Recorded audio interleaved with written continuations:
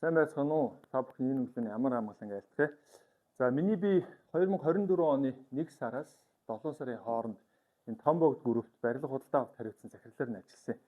Тэгээ энэхүү группт ажиллаж байх үедээ энэ группийн дотоод хэрэгцээнд ашиглагддаг энэ 7 ширхэг номыг бүгдийг уншсан баггүй. Тэгээ энэ номнуудын болохоор одоо 7 номны 5 нь нийтдээ ил тод нээлттэй байдаг гэсэн үг. Тэгэхээр нийтэд ил тод нээлттэй байдаг мөртлөө тэ энэ номыг одоо ашиглаад үйл ажиллагаагаа айгүй сайн авч яваад байгаа компани тусгаас хуваалцах гэдэг юм гэсэн. За, Томбогд компани бол 1995 онд үүсгэн байгуулагдсан. Өдгөө 30 жилийн одоо нүрийг үзэж байгаа 30 нас хүрч байгаа тийм. Тэгээ үйлдвэрлэл, нийтийн хоол, банк санхүү, аялал жуулчлал, барилга, худалдаа, үйлчлэгээ, эрүүл мэнд гэдэг ингээд бизнесийн одоо 8 гаруй салбар, 8 салбар байгаа. 8 салбарт 12,000 ажлагчдтай. 12,000 ажлагчд гэдэг бол ер нь бол групп компаниудын хувьд эхний 1 2 3-т л орно гэсэн үг. За Томбогд группийн хувьд бол та бүхэн мэдж байгаа юм шиг гэсэн мөртлөөс мэдгүй ч юм шиг. Жишээлбэл одоо Говь цаад компани, Улаанбаатар гурилга бидний гурил байгаа. За бидний хүүхдүүдийн хичээл номноор ашигладаг Улаанбаатар Принт байгаа. За манай оюутнуудын ордог KFC байна, Pizza Hut байна, Хаан банк байна, Payon байна, Жуулчин байна, Гэрлүүг Виста, Toyota, Geely, хавдрын эрсдэлрүүлгийн Нуура, Төв тэ ингээд нөгөө брэндүүд ингээ үйлдвэр компаниудын яриад байвал ингээ би дуусахгүй ингээ баг энэ илтгэж дуусахгүй юм болно. Гэхдээ эднэр дээр бүгдэн дээр нь амжилттай. Зах зээл дээр бүгдийг байршуулсан амжилттай явж байгаа. За энэ 30 жилийн түүхтэй компани үндэс нь одоо энэ Томбогд группийн философи байгаа. За энэ философиг бол энэ 7 номд ингээд шингээсэн байдیں۔ За бүгдээрээ одоо энэ 7 номыг эхнээс нь танилцаад явъя.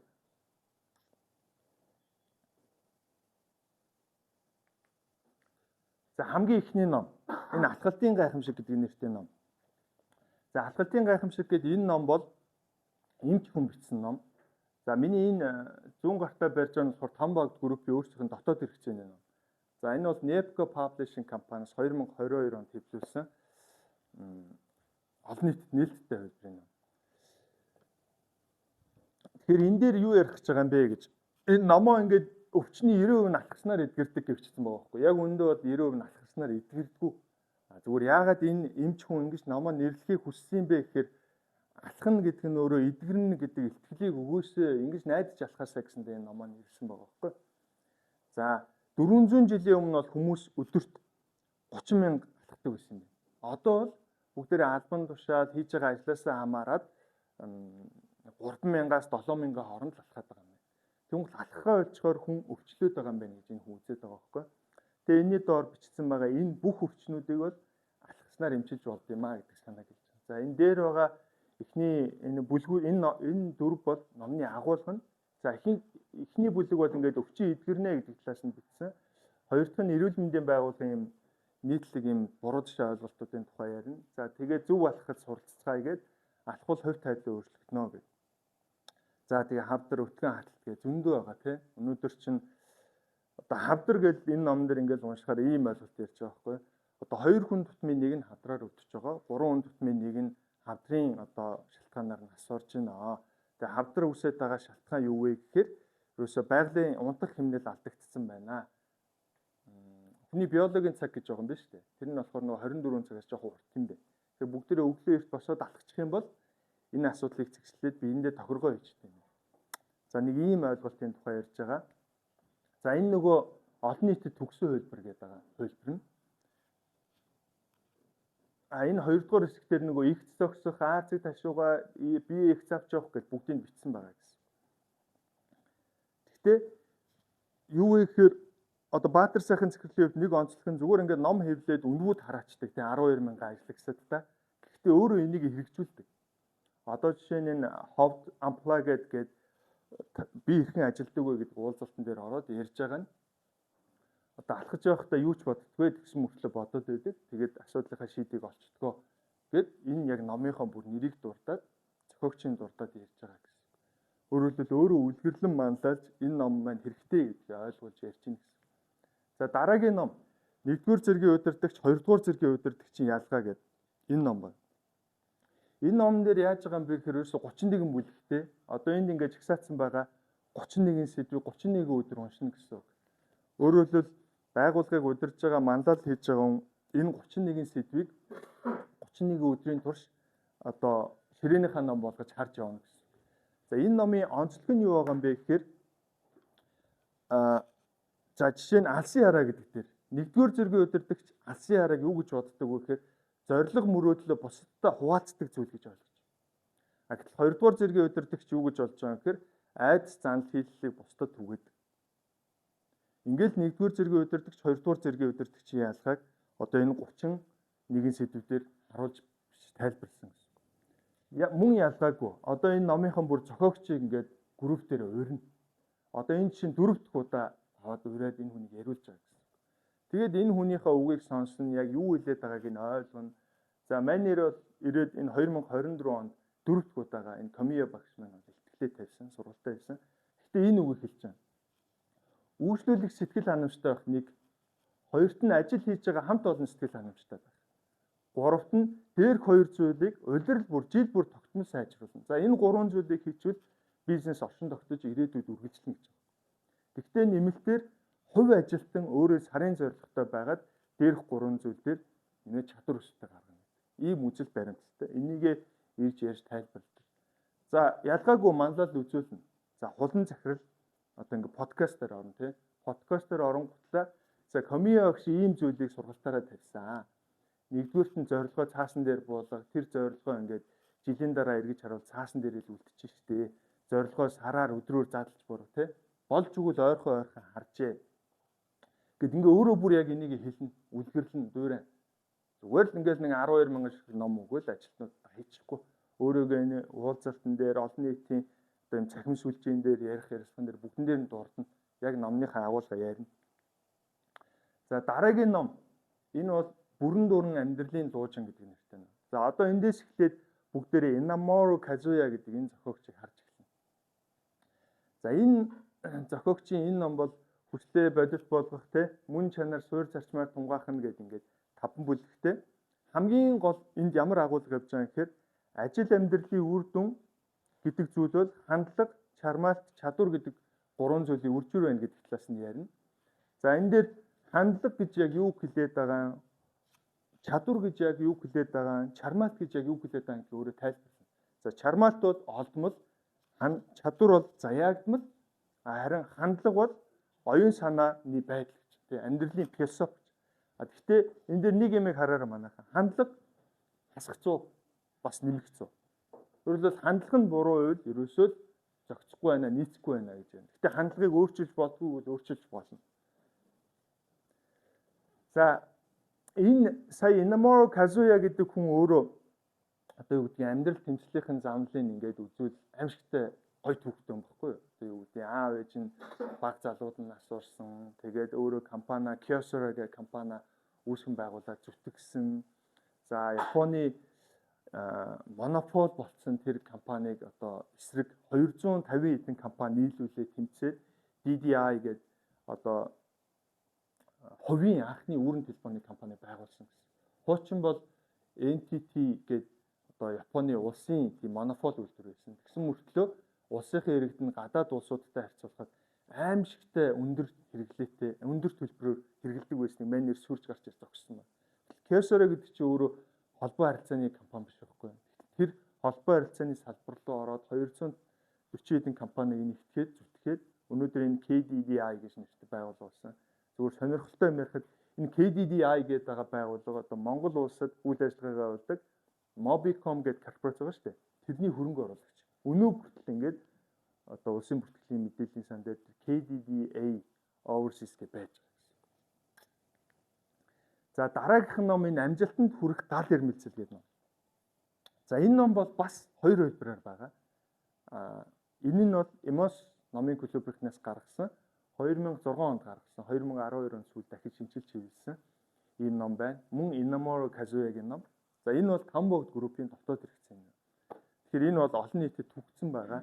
За энэ ном бас M-book гэдэг нэг аппликейшн дээр аудио хэлбэрээр байгаа. За энэ номны хамгийн гол зүйл юу яриад байгаа юм бэ гэхээр амьдралдаа бизнес амжилт гаргана гэх хоёр хэсэг хуваацсан. Тэгээ хоёр хэсэг хуваасныгаа дахиад одоо 4 бүлэг, 8 бүлгээр ингээ хуваацсан. Тэр 4 бүлэг дотор юм 35 жижиг сэдвтэй, нөгөө 8 бүлэгт юм 70 сэдвтэй. Энэ дээр нэг ийм ойлголт байгаа юм. Өөрөө төдийлөн чадвартай биш. Гэхдээ хүчтэй хүсэл эрмэлзэлтэй бол чадварлаг хүмүүсийг өөртөө татна гэдэг ойлголт юм.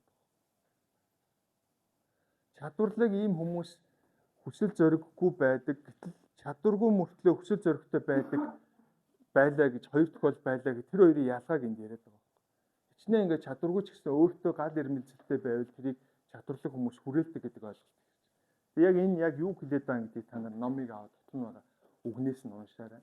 Зүгээр 2006 оны EMAS клубыг бодвол энэ 5 богдын хувьсбар хамаагүй өөр.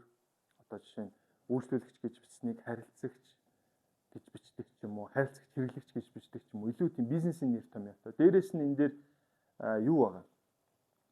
Компани доторх бодит жишээнүүд байгаа. Жишээ нь говь компанид амиаб менежментийг хэрэгжүүлээд бүтээгдэхүүн хөгжүүлэлтийн газар гэдээ байдаг байна л дээ. Эднийх бол загварын хийдэг газар гэсэн. Говийн загварууд их унцтай, ер нь тийм олигтой биш байсан байна гэсэн. Гэтэл 2014 онд говьд амиаб менежмент нэвтрэн гутал бүтээгдэхүүн хөгжүүлэлтийн газар загварын төлбөр авдаг болчихгүй юу? Гаргасан загвараасаа. Тэгүн гутал нөгөөдөл чинь шинэлэг одоо загварууд гаргаад сэтэлжээд зүгээр үр дүн жилийн дотор харагдаж байгаа юм байна. 2015 оны цагаан сараар 153 саяын борлуулалттай байсан бол 2016 онд 456. 197%.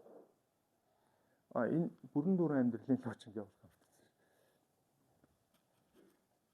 Тэгэхээр энэ номон дээр байгаа сэтгэл хангалгүй үргэлжид дунджаас дээш тэмүүл гэдгийг манер авч хэрэгжүүлсэн байна. Тэгээд энэ бодит үр дүн гарч ирсэн. За дараагийнх нь энэ Баатар засгийн захирлын өөрийнх нь бичсэн номоо 14 онд говьд амиаб менежментийг нэвтрүүлснийхаа дараа юунд 2018 оноос группийн хэмжээнд нэвтрүүлээ гэдээ орж ирсэн гэсэн. За миний энэ ярианд гараад байгаа амиаб менежмент гэдгийн тодорхойлолт нь болохоор бүх нийтийн оролцоотой гэж байна. Хилтэс, алба, нэгжүүд, бие даасан компани мэт үйл ажиллагаа болно гэсэн. Одоо саяны нэг хилцээ шүү дээ тэр бүтээгдэхүүн хөгжүүлэлтийн газар тэр тусдаа компани шиг ажиллана гэсэн. Тэрэн дотор байгаа бүх хилцүүд компани шиг ажиллана. Тэгээд ашигтай муу, ашиггүй муу, ашиггүй байгаа компани яадаг вэ манайха дампуурдаг. Яг тэр шиг ашиггүй байгаа бол өөрчлөлт хийн. Бүтцийн зохион байгуулалтын үгүй бол тэр хилцийг бүр татан болгон тэр алба юу ч байсан байхгүй болно. Энэ бол амиаб менежментийн үндэс байхгүй. Тэгээд үр ашигын тооцоололоор хянах боломжтой тийм арга хэрэгсэл гэж амиабыг хэлээд. За энэ ном бол ямар учиртай вэ гэхээр түрүүний нөгөө амжилтанд хүрэх гал эрмэлзэлгийн номон дээр 2 бүлэг хэдүүлээ ярьсан шүү дээ. Тэр 2 бүлэг хоёулаа орж ирнэ. Амьдралдаа бизнес гаргах нь, бизнестэй амжилт гаргах нь, амьдралдаа амжилт гаргах нь, бизнестэй амжилт гаргах нь хоёуланг нь ярь нэмээд амиаб менежментийг нэвтрүүлэн амжилтанд хүрэх тухай нэг бүлэгтэй. Гэхдээ хэрвээ та нар анзаарсан бол тэр 47-75 гэдэг агуулга нь нэмэгдсэн. Түрүү хэдүүлээ харахад 35-70 байсан шүү дээ. Одоо 47-75 гэж нэмэгдсэн энэ ямар учиртай юм гэхээр энэ доор байгаа 8 номноос аваад агуулга нэвчсэн байхгүй баяжуулсан гэсэн. Энэ доор байгаа номнуудыг харах юм бол нөгөө түрүүний алдарт ярьсан Inamori Kazuya гэдэг бүтэн Inamori Kazuya. За энэ ажиллах арга барил юу энэ нийтээр ашиг олох тогтолцоо гэдэг энэ Morita Nakioгийн ном бол ерөнхийдөө Inamori Kazuya-гийн тэр бизнесийн философиуд давхцсан. Харин энэ жаал сэргэн босгох сүүлийн тулаан гэдэг нь бол угаасаа Inamori Kazuya-гийн тухай ном баггүй. Энэ жаал гэдэг нь бол монголоор одоо Мят, японоор бол Japan Airlines гэдэг компани давхурцсан. Ямар ч ашиггүй ажилласан. Тэгэн гут шууд Inamori Kazuya-г захирлаар нь тавиад гэтээ Inamori Kazuya нэг төгрөний ч цалиа аваагүй. Захирлаар нь тавиад та энэ жаалыг сэргэн босгоход өгөөч гэн гут манер энийг сэргэн босгосон. Гэхдээ амиаб менежментийг хэрэгэл сэргэн босгосон байна. Энэний тухай өгүүлдэг юм. Тэгэхээр ерөөсөө 5 богдын бүх философи, бүх үзэл санаа Inamori Kazuya-гийн бизнесийн философиор үндэслэж байна гэсэн. За тэгээд ийм тохимол гаргачихж байна.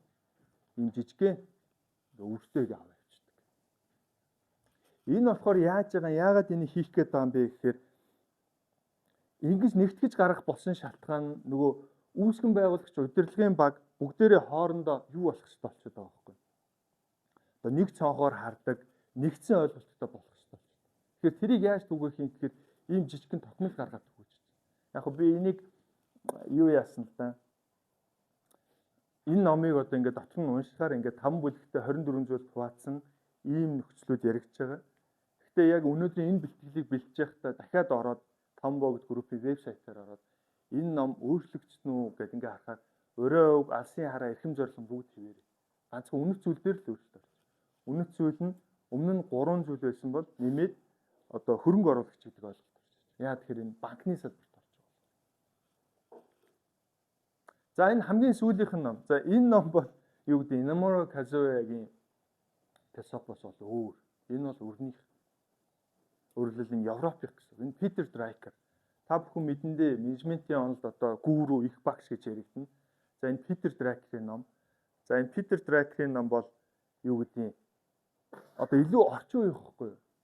Одоо хиймэл оюун ухаан ороод ирдэг ч юм уу, мэдлэг боловсролтой ажилчид ороод ир, ажлагчид ороод ирдэг ч юм уу.